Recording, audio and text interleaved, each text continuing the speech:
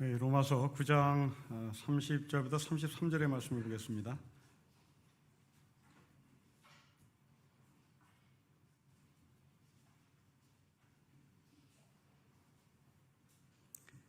한 절씩 교도하겠습니다.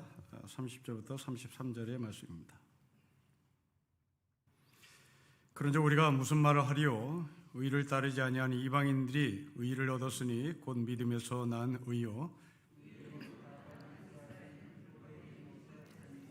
어찌 그러하냐? 이는 그들이 믿음을 의지하지 않고 행위를 의지함이라. 부딪힐 돌에 부딪혔느니라. 기록된 바 보라, 내가 걸림돌과 거치는 바위를 시온에 두노니 그를 믿는 자는 부끄러움을 당하지 아니하리라 함과 같으니라. 아멘. 로마서 9장을 마감합니다. 9장부터 11장은 이스라엘이 누구냐라고 하는 질문이고요. 그리고 그 이스라엘을 회복시키시는 하나님은 누구냐라고 하는 질문에 바울의 답입니다. 여기서 이 이스라엘을 누구냐, 회복될 이스라엘은 과연 누구를 말하냐 라고 하는 질문에 성경에서 완전히 빗나간 소위 이념주의자들은 이스라엘을 지도상에 나와 있는 저 이스라엘이라고 주장합니다. 다시 오실 예수 그리스도는 지금 우리가 보는 지도의 예루살렘, 거기에 오신다라고 주장하는 소위 백투더 예루살렘의 구호를 외치는 사람들입니다. 인터컵을 중심으로 퍼져나가 있는 것이고요. 이 백투더 예루살렘이라는 구호를 외치는 사람들은 현재 이스라엘 가운데 메시아닉 주 운동을 펼치는 사람들과 맥을 같이 합니다. 이 메시아닉 주 운동을 펼치는 사람들의 이면에는 정치 이념이 도사리고 있는데요. 그 정치 이념은 시오니즘입니다. 우리나라처럼 이스라엘은 1948년에 나라를 건국한 나라입니다. 당시 팔레스타인을 쫓아내고 시오니즘을 부르짖던 정치 이념화된 유대인들이 나라를 세운 나라가 이스라엘입니다. 그들은 성경을 정치 이념화시켜 다시 오실 예수 그리스도가 지금 이스라엘은 나라의 수도 예루살렘에 온다라고 주장합니다. 과연 그런가? 이스라엘은 시오니즘이 부르짖는 바로 그 이스라엘 말하는가? 백투더 예루살렘을 외치는 인터컵들이 말하는 이스라엘은 바로 그 이스라엘 말하는가? 그들은 9장부터 11장을 그렇게 해석을 합니다마는 정말 그런지 바울이 한 말을 확인해 보도록 하겠습니다. 여러분 9장 1절부터 3절의 말씀을 보십시오. 먼저 3절만 읽어보시면 인터컵이 주장하는 메시아 주들이 주장하는 시오니즘을 부르짖는 자들의 말이 맞는 것 같습니다. 나의 형제 곧 고륙의 친척을 위하여 내 자신이 저주를 받아 그리스도에게서 끊어질지라도 원하는 바라고 말한 바울의 애통함이 자기의 동족 이스라엘, 자기의 혈육 이스라엘, 자기의 고륙 친척 이스라엘을 말하는 것 같습니다. 그러나 잘못 봤습니다. 여러분 1절로 올라가 보십시오. 바울은 어디에서 이 말을 하고 있습니까? 그리스도 안에서 이 말을 하고 있습니다. 2절 하반부를 보시죠. 성령 안에서 이 말을 하고 있습니다. 그리스도 안에서의 형제는 누굽니까? 우리입니다. 성령 안에서의 고륙 친척이 누굽니까? 우리입니다. 저 지도상에 있는 사람들은 그리스도 안에 있는 사람이 아니라 그들은 예수를 죽인 사람들입니다. 예수를 죽이라고 빌라도에게 예수님을 넘긴 사람이 유대인입니다. 그리스도 안에 있는 고륙, 그리스도 안에 있는 친척, 그리스도 안에 있는 형제, 그들은 우리입니다. 4절은 더 정확하게 증명합니다. 여러분 4절 말씀 보십시오. 양자됨입니다. 누가 양자됐습니까? 우리가 양자된 사람입니다. 이스라엘은 지도에 나와 있는 그 이스라엘이 아니라 바로 우리를 말하는 것입니다. 예수 그리스도의 보혈로 형제되고 고립되고 친족되고 예수 그리스도의 은혜로 양자된 우리를 이스라엘이라고 말하는 것입니다. 때문에 여러분들의 시오니즘을 신앙의 언어로 보시면 안 됩니다. 그것은 정치 이념입니다. 메시니역 주, 그들은 자기네들만이 하나님께서 택하셨다고는 선민의식에 사로잡힌 사람들입니다. 백투더 예루살렘, 그들은 예수 그리스도 안에서 고륙과 형제와 친척을 잘못 해석한 사람들입니다. 그러기에 이들은 광화문 내거리에 이스라엘 국기를 들고 정치 운동을 펼치는 것입니다. 그들은 신앙 운동을 하는 것이 아니라 정치 운동을 펼치는 사람들입니다. 그러기에 우리는 그들과 선을 그어야 된다는 사실을 분명해야 합니다. 2000년 전 로마 교회 안에 메시니의 주 같은 사람들, 백투더 예루살렘 같은 사람들, 시오니즘을 부르짖는 사람들, 그들을 향하여 이스라엘이 누구인지, 그 이스라엘을 회복시키는 하나님이 누구인지를 바울은 조목조목 따져가며 논증을 했습니다. 그 논증의 결과입니다. 여러분 9장 30절로 다시 넘어가겠습니다. 바울의 논증을 들었던 사람들은 우리가 무슨 말을 하리요? 라고 입이 다물어졌습니다. 복음을 변정하는 바울의 실력입니다. 하늘 높은 줄 모르고 콧대가 높았던 이 유대인들의 입을 한순간에 다물게 했기 때문입니다. 도대체 어떻게 바울은 그 콧대 높은 이스라엘 백성들, 그 유대인들 메시니악 주를 외쳤던 시오니즘을 부르짖었던 사람들, 그들의 입을 봉하게 할 수 있었을까요? 실력이겠습니다. 어떤 실력일까요?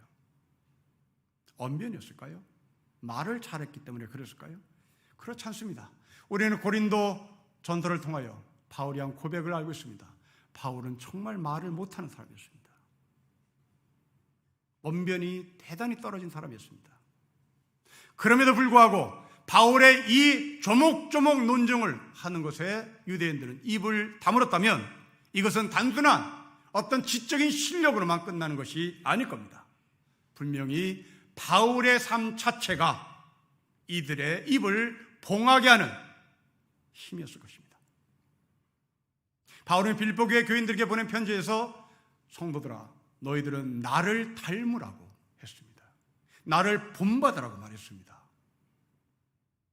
그의 얼굴을 본받으라, 그의 언변을 본받으라가 아니라 자신의 삶을 본받으라고 했던 것이죠. 이것은 바로 예수님께서 제자들에게 나를 따르라고 말씀하신 것과 괴를 같이 합니다. 물론 여기서 나를 따르라고 하는 것은 사도 바울의 개인적 윤리, 개인적 도덕만을 의미하지 않습니다. 바울이 로마 교회 구조를 봤던 그 역사적인 안목, 사회적인 안목도 너희가 배워야 하고 나를 닮으라고 말하는 것입니다. 여러분 그렇습니다. 우리 기독교인들은 개인적 윤리, 개인의 도덕에 대한 삶에 대단히 중요한 가치를 부여합니다.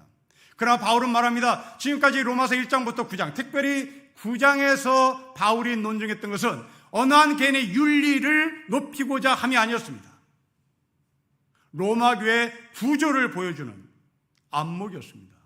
사회를 보는 안목이었습니다. 역사를 보는 안목이었습니다.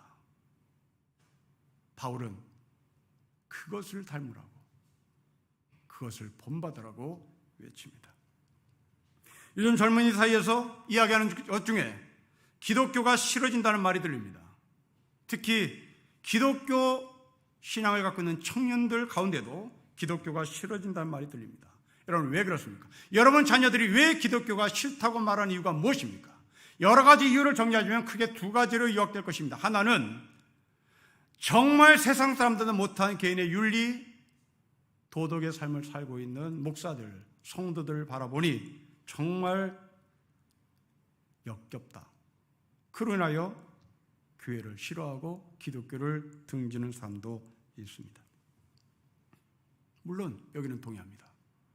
그러나 개인의 삶을 깨끗이 반듯하게 살고 있음에도 불구하고 기독교가 싫다고 말하는 이유가 있을 겁니다. 그 이유는 무엇일까요? 개인의 윤리가 반듯하고 자신의 도덕적 삶이 깨끗함에도 불구하고 그것이 전혀 젊은이들에게 영향을 주지 못하는 이유가 무엇일까요? 역사적인 난목, 사회를 바라보는 시각, 세상을 바라보는 시야가 너무나 편협하기 때문에 그렇습니다. 여러분, 청교도들 보십시오. 청교도들은 가정이 정말 깨끗합니다. 절대 바람 안 핍니다. 가정의 소중함을 자신의 삶의 최고의 가치를 둡니다. 그 가정의 깨끗함이 이웃에게 청결로 드러납니다. 그러나 청교도들은 역사와 사회를 바라보는 시각은 정말 좁았습니다. 인디안들을 사람으로 여기지 않았습니다. 인디안들을 무자비하게 죽였습니다. 이게 청교도들의 한계였습니다. 자신과 피부가 달랐던 그 인디안들은 마치 이스라엘이 팔레스타인을 밀어내고 자기네 왕국을 세웠던 것처럼 원주민인 인디안들을 밀어내고 백인들은 자기네의 천국을 세웠습니다. 그리고 거기에 가정의 소중함을, 거기에 가정의 가치를, 거기에 절대 바람피지 않고 하나님이 주시는 대로 자식을 많이 낳는 것이 바로 이들의 윤리였습니다. 그러나 그들은 사회를 보는 눈이 없었습니다. 우리의 삶을 되돌아보십시오. 11조를 정직하게 하고 주일 성수를 한 번도 빠뜨리지 않고 개인의 윤리, 개인의 도덕의 삶을 충실히 살아가고 있는 사람들 가운데 이 청교들처럼 나와 이념이 다른 사람을 적으로 규정하거나 나와 피부가 다르다고 해서 비하하거나 나와 계층이 다르다고 해서 그들과 상종하는 것을 싫어한다면 여러분들은 메시녁 주어의 사람과 다를 바 없습니다. 하나님은 이 세상을 정복하러 오신 분이 아닙니다. 하나님은 이 세상을 사랑하러 오셨습니다. 여러분을 사랑하러 오신 것이 아니라 세상을 사랑하러 오셨습니다. 그 세상은 무엇입니까? 서로 다른 이념이 공존하는 세상입니다. 서로 다른 인종이 존재하는 세상입니다. 이해관계에 얽혀있는 세상입니다. 지지고 볶고 사는 세상입니다. 여러분들의 입맛대로 돌아가는 세상이 아닙니다. 그 세상을 사랑하시기 위하여 독생자 예수를 보내셨습니다. 이게 하나님이 사랑하신 세상입니다. 청교도들이 바라보는 세상은 자기들만의 세상입니다. 팔레스타인을 밀어내고 시오니즘을 부르셨던 이스라엘 백성들은 자기네들만이 세상입니다. 그러나 성경이 말하는 세상은 그들이 말하는 세상이 아닙니다. 최근에 우리나라가 선수 개발한 잠수함 탄도미사일 시험 발사에 성공했다고 뉴스는 떠들어댑니다. 잠수함에 미사일을 싣고 물속에서 쏴 올리는 거죠. 세계에서 8번째로 개발한 기염을 토했다고 자랑합니다. 그리고 이 무기를 들고 우리는 적을 이길 수 있다, 적을 정복할 수 있다고 말합니다. 네, 그건 군대 논리입니다. 그건 군대 논리입니다. 그러나 창조주 하나님을 주라고 고백하는 여러분들의 시각은 달라야 될 겁니다. 창조주 하나님의 시각으로 이 탄도미사일을 해석해 내시라는 겁니다. 이 탄도미사일을 북한에 쐈다고 전제합시다. 평양에 떨어졌습니다. 평양에 초토화가 됐습니다. 그 탄도미사일의 탄두가 완전히 산지사방으로 흩어짐으로 말미암아 평양이 무너졌을 때 그 평양은 누구의 놀이터가 될까요? 누가 그 평양에서 놀까요? 그렇습니다. 참새들이 노는 겁니다. 그 새들이 초토화된 평에서 놀면서 무슨 얘기를 할까요? 인간들은 참 어리석다. 이렇게 수천억 달러를 쏟아붓고 무기를 만들어 겨우 한다는 짓이 사람을 다 죽인다. 그리고 우리 놀이터 만들어준다, 야. 여러분, 이게 성경을 바라보는 시각에 세상을 해석하는 능력입니다. 응징에서 평양을 정복하자, 이것은 군대 논리입니다. 세상을 사랑하신 예수님께서 우리를 이 땅에 보내셔서 왕같은 제사를 삼으신 이유, 우리는 그것을 이념의 근거에서 해석하는 것이 아니라 성경의 근거에서 해석을 해내셔야 되는 겁니다. 이사야 예언자를 보십시오. 무기를 만드는 세상에서 평화를 꿈꾼 예언자입니다. 사자굴의 어린아이가 손을 넣어도, 독사굴의 어린아이가 손을 넣어도, 사자와 함께 뒹구는 세상, 독사굴의 손을 넣어도 물지 않는 세상, 곧 이 말은, 이 이사야의 이 말을 한마디로 얘기하면 전쟁 가고 평화 와라, 이 말입니다. 이게 크리스천이 해야 될 몫입니다. 전쟁 가고 평화 오세요. 이게 이사야의 외침이었습니다. 당시에 전쟁이 난무했던 그 사회에 모든 사람이 정복 논리에 미쳐있을 그때에 평양을 정복하자 정복하자고 외칠 때 이사야는 판문점에 서서 외친 겁니다. 사드 미사일 앞에서 외친 겁니다. 전쟁 가고 평화 오세요. 여러분, 이게 성도죠. 이게 사회를 보는 시각이죠. 바울은 로마교의 구조를 직시합니다. 로마 사회의 문제를 드러냅니다. 구조를 유대 교인들뿐만 아니라 이방인 교회 교인들에게 보여줍니다. 여러분의 윤리 존경합니다. 여러분의 도덕을 존경합니다. 여러분 가정을 소중히 여기는 그 마음 존중합니다. 그래야 되죠. 그러나 거기서 점프합시다. 왜 광화문에 이스라엘 국기를 들고 나가는지, 대통령이 되겠다고 한 사람이 손바닥에 왜 왕자를 쓰고 나와야 하는지, 그 왕자를 쓴 사람이 이 나라의 리더십을 발휘할 건지, 이것을 볼 수 있는 눈이 없다면 우리는 또 한 번 최순실과 같은 무당에게 놀아나는 거죠. 내가 새끼 밥 먹고 만족하는 것이 아니라 바울이 로마교의 구조를 우리에게 보여줬던 것처럼 우리는 세상의 구조를 볼 수 있는 눈을 가져야 됩니다. 거기에 저는 여러분들을 도울 것이고, 제가 성경에서 어긋난 해석을 했다면 여러분들은 저에게 가르쳐 주셔야 되고, 함께 이 하늘나라의 영광을 위하여 우리는 사역자로 부르신 것을 고백하고 동역을 하셔야 할 것입니다. 그러면 이제부터 이스라엘 사람들의 입을 다물게 한 바울의 논쟁은 도대체 무엇이었길래 그들의 벌어진 입이 다물어지지 않고 말을 할 수 없을 정도가 되었을까? 이제 말씀을 관찰해 보겠습니다. 30절부터 31절 말씀을 우리 읽으며 관찰하겠습니다. 시작. 그런즉 우리가 무슨 말을 하리요? 의를 따르지 아니한 이방인들이 의를 얻었으니 곧 믿음에서 난 의요, 의의 법을 따라간 이스라엘은 율법에 이르지 못하였습니다. 여러분, 의라는 단어가 두 번 나옵니다. 그런데 의라는 단어가 달리 쓰입니다. 30절은 믿음에서 난 의입니다. 31절은 의의 법입니다. 법에서 난 의라고 바꿔서 말해도 좋겠습니다. 믿음의 의를 얻은 사람은 이방인입니다. 그리고 31절에 법의 의를 따라간 사람은 유대인이요 이스라엘인데 이들은 율법에 이르지 못했습니다. 관찰입니다. 32절을 또 관찰해 보겠습니다. 여러분 32절을 같이 읽겠습니다. 시작.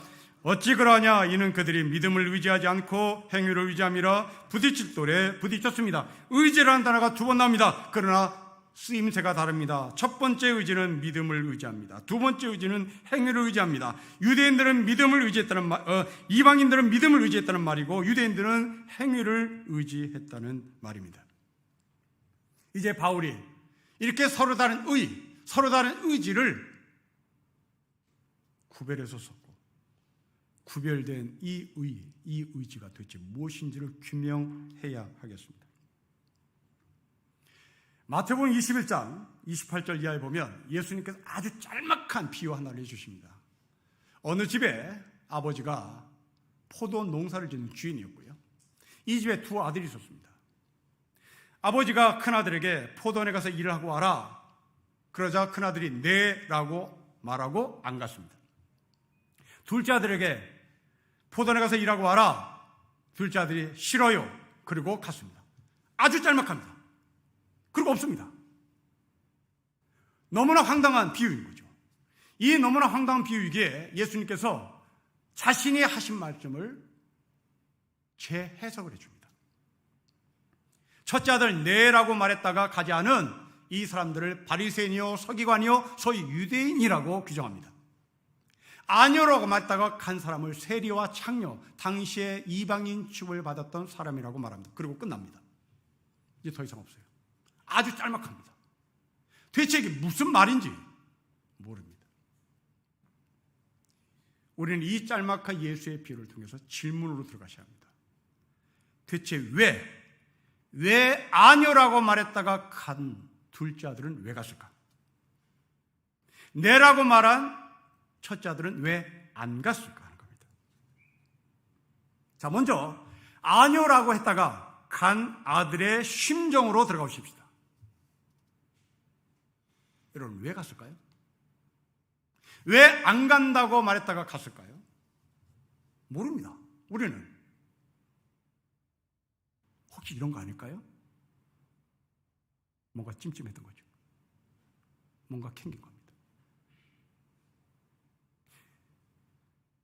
알량한 목사인 제가 여러분께 전화를 해서 어젯밤에 집사님 제 꿈에 보이던데 그렇게 밀밥을 깔아놓고 시간 좀 되세요?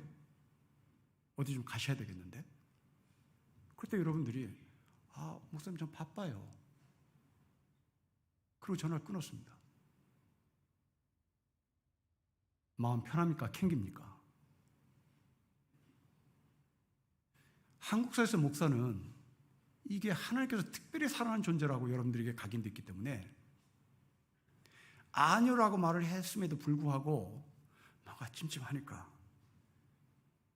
다시 전화하는 겁니다. 생각해보니 시간 된다고. 그리고 교회 오는 거죠. 여러분, 이방인도 그랬습니다. 이것을 믿음에서 난 의라고 표현한 겁니다.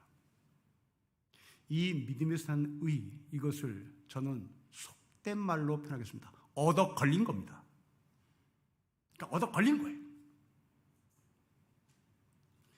우리가 이미 공부한 로마서 1장 18절 이하의 이방인들에 대해서 설명합니다. 이방인들은 하나님의 존재를 인정하지 않았다. 그리고 여자를 바꿔치기 하기 시작했다. 그러자 바꿔치기 당한 여자가 너만 하냐? 나도 한다고 남자들도 여자도 남자들 바꿔치기 했다. 엉망진창이 됐다. 그런데 이들이 포도원에 간 거예요. 그냥 간 거예요. 얻어 걸린 겁니다. 여러분, 우리를 보십시오. 나는 예수를 누군가에게 믿으라는 소리를 듣고 나는 거부한 적이 있죠. 내 졸업장이 하늘을 뚫는 고급의 졸업장인데 누가 예수를 믿느냐? 내 졸업장을 믿는 게 낫지. 내 인맥이 얼마나 출중한데 40년, 50년 예수 믿어봐라. 50억 퇴직금 받을 수 있느냐? 나는 인맥이 너무나 좋아서 6년 만에 퇴직금 50억 받을 수 있어. 근데 무슨 하나님을 믿느냐? 이렇게 말했던 우리가 어느 날 갑자기 바퀴벌레 신세가 돼버립니다. 여러분, 바퀴벌레 한번 뒤집어지면 못 일어나요. 그냥 죽는 겁니다. 이 바퀴벌레 신세가 된 우리는 이제 죽었다고 복창하고 있을 때, 초등학교 때 나에게 전도를 했던 그 친구의 생각이 나며 믿져야 본전이다. 그게 간 거죠. 이게 바로 아니요라고 했다가 네라고 포도내온 이방인이요 둘째 아들입니다. 얻어 걸린 거죠. 덴마크의 실존주의 철학자 키에르케고르라는 사람이 있습니다. 이 사람이 복음을 도둑과 고급 최고급 백화점으로 설명을 해요. 도둑이 최고급 백화점에 밤에 뚫고 들어갔습니다. 근데 이 도둑이 어떤 것도 건드리지 않았어요. 다이아몬드도 갖고 나온 거 없고 명품 핸드백 갖고 나온 거 없습니다. 아무것도 손대지 않았습니다. 그럼 밤새 뭘 했을까? 밤새 이 도둑이 한 것은 모든 가격표를 정반대로 바꿔놨어요. 1,000만 원짜리 다이아몬드 1,000원, 1,000원짜리 귀걸이 1,000만 원 다 바꿔놨습니다. 그리고 새벽에 유유히 빠져나갔어요. 낮 10시가, 아침 10시가 돼서 백화점 문이 열렸죠. 여러분, 무슨 일이 벌어졌겠습니까? 여러분이 상상하고 똑같은 겁니다. 그때 백화점에 물건 사러 간 사람도 있겠으나 백화점 앞에 친구 만나러 간 사람도 있겠죠. 아니, 백화점, 유명 백화점이니 멋진 여성들이 온다는 소식에 번호 따라간 청년들도 있겠죠. 그 번호 따라간 청년이 얻어 걸린 겁니다. 1,000만 원짜리 다이아몬드가 1,000원에 판다는 게 얻어 걸린 거예요. 이게 은혜예요. 성경이 이 얻어 걸린 것을 고상하게 은혜라는 단어를 쓰는 거죠.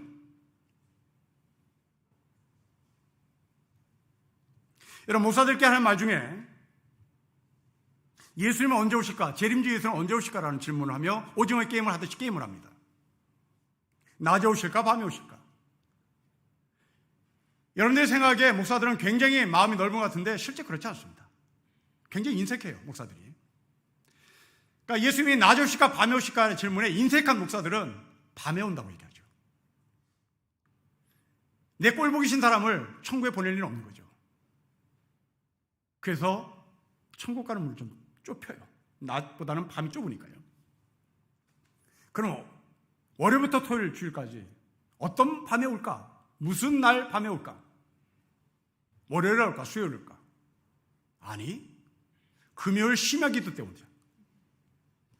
그러면 금요일 심야기도 언제 오시냐? 폭풍 불고 천둥 치고 비 올 때 온다. 이게 목사들의 게임이에요.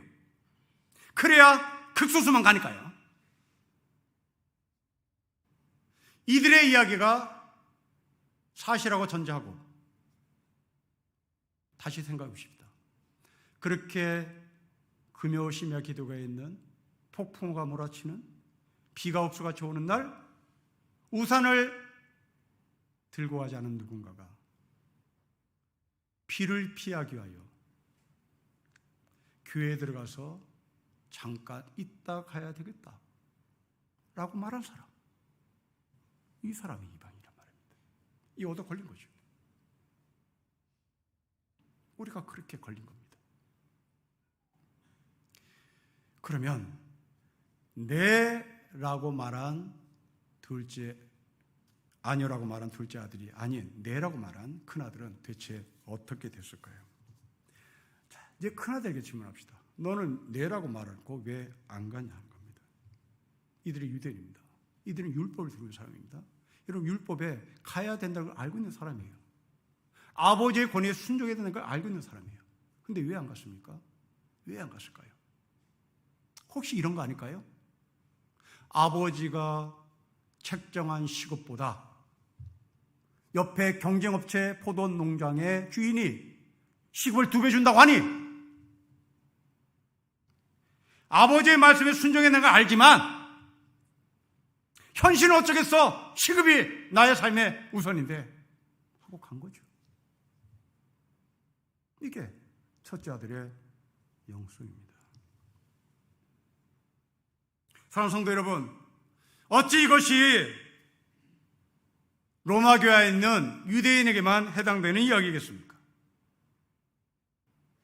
코로나 팬데믹은 우리가 이건 교회 나가지 않아도 된다는 면죄부를 주고 있는 것은 현실입니다. 성도는 교회에 나가서 공동체의 삶을 살아야 되는 걸 알아요. 이제 백신 2차까지 맞았으니 교회 가야 된다. 별일 없다. 알아요. 백신 1차를 맞았으면 심각한 중증까지 가지 않는다. 알아요. 그런데 왜 안 옵니까? 왜 안 갑니까? 어젯밤에 나는 교회 가리라 2차까지 맞았으니 그리고 다 준비하고 있었으나 친구한테 전화가 옵니다. 시급 3배래. 오케이. 여러분, 믿음의 주에 온전히 예수를 바라보는 게 신앙의 삶일진데 이 첫째 아들은 현실의 자기의 발걸음이 이리 갔다 저리 갔다 한 거죠. 기준이 예수가 아니라 시급이 기준이었습니다. 연봉이 기준이었던 거예요. 주일날 일을 하면 연봉을 더 쳐준다고 하니 포기하고 가는 거죠. 어젯밤에 분명히 하는 게 약속했습니다. 네, 가겠습니다. 2000년 전에 로마 교회에 있는 유대인이 아니라 바로 이것은 우리의 삶입니다.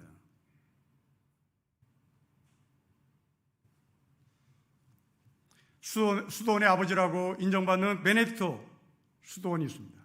그 베네딕토 수도원의 지침서 제1장 1호의 말은 아주 단순합니다. 수도사들은 들어야 한다. 들어라가 1조 1항입니다. 여기서 들어라는 오디오 아닙니다. 여기서 들어라는 순명입니다. 순종입니다. 베네딕트 수도원에 들어온 수도사들이요, 당신은 폐쇄된 이 수도원에서 세상을 보십시오. 하나님의 음성을 듣고 세상에게 외치십시오. 그럼 어떻게 외칩니까? 베네딕트 수도원의 폐쇄된 공간에서 세상을 보는 눈을 갖고 있어야 되는 거죠. 들어라. 세상 속에 들어간다고 해서 들려지는 것이 아닙니다. 세상 밖에서도 아우성되는 소리가 들릴 수 있습니다. 유대인들은, 메시아 주들은 내라고 얘기하고 가지 않았습니다. 과연 이 사람들은 어떻게 될까? 우리 교회 교인들 가운데 이런 사람들은 어떻게 될까? 이제 이것이 우리의 관건일 것입니다. 여러분 32절부터 33절 이렇게 된답니다. 32절, 33절 같이 읽겠습니다. 시작. 어찌 그러하냐? 이는 그들이 믿음을 의지하지 않고 행위를 의지함이라. 부딪힐 돌에 부딪혔느니라. 기록된 바 보라, 내가 걸림돌과 거치는 바위를 시온에 두노니 그를 믿는 자는 부끄러움을 당하지 아니하리라 함과 같으니라. 여러분 무엇이 느꼈습니까? 쌤통이다. 그렇지. 니들 걸려 넘어진다고. 부딪힐 돌에 걸려 넘어져. 내가 그때 말했지. 너 하는 거 보니까 내가 알았다. 넌 넘어지는 거야. 정말 그런가요? 여러분 32에서 33절 다시 보십시오. 정말 그런지?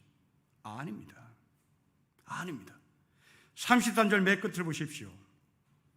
그렇게 바위에 넘어진 사람들, 그들에게 예수가 나타나서 그 예수를 믿는 자는 부끄러움을 당하지 않는다고 말하는 회복의 말씀을 남겨놓습니다.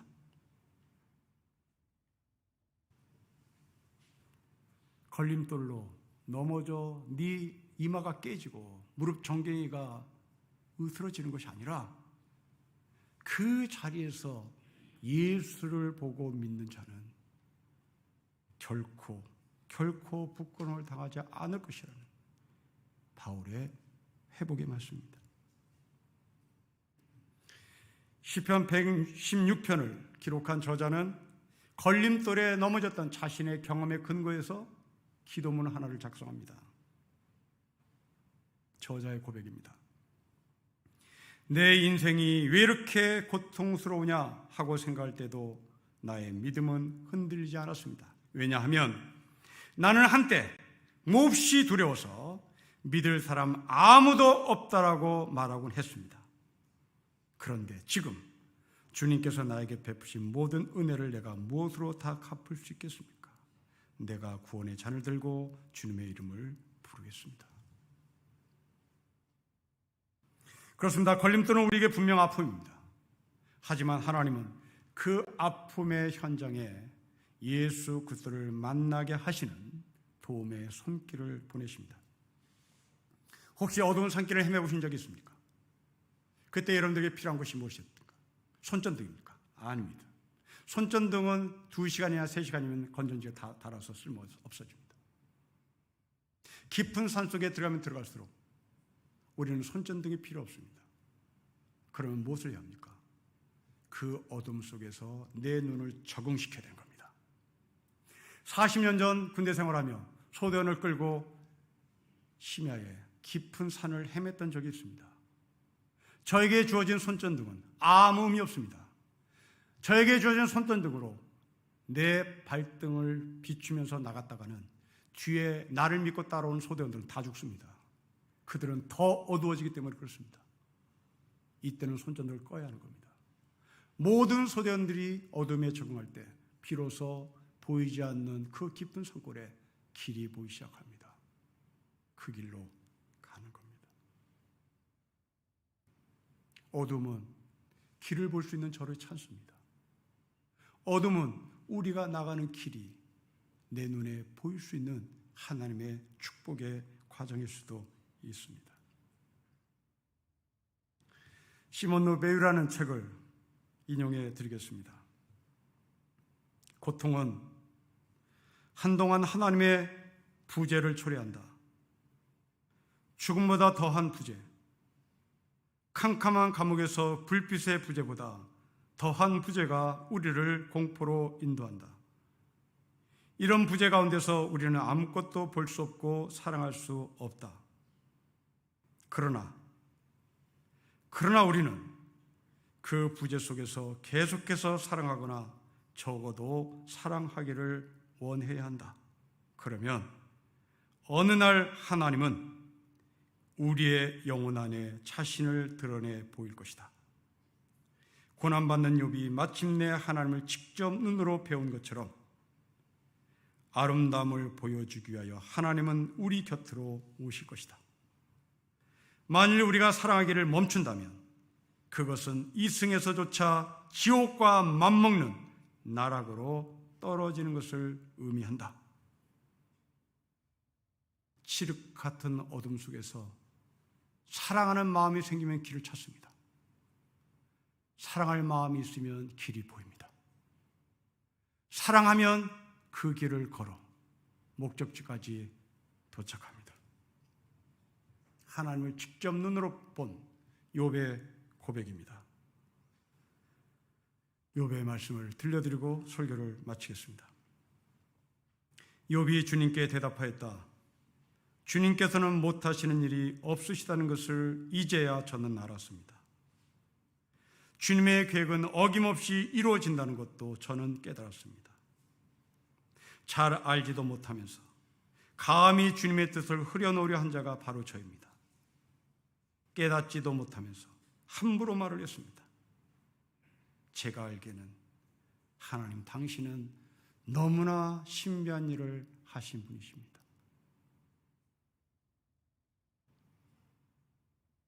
기도하겠습니다.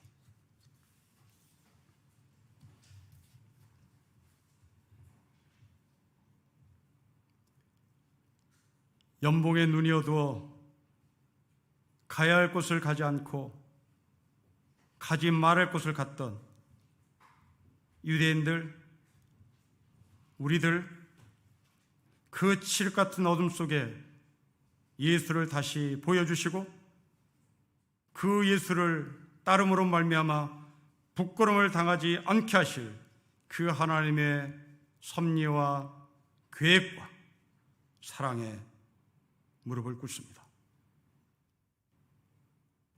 우리도 하나님처럼 어둠 속에 있는 자 내팽개치지 말게 하시고 찾아가서 사랑으로 그들을 일으켜 세우는 왕같은 제사장의 삶을 살게 하옵소서. 주 예수 그리스도의 이름으로 기도합니다. 아멘.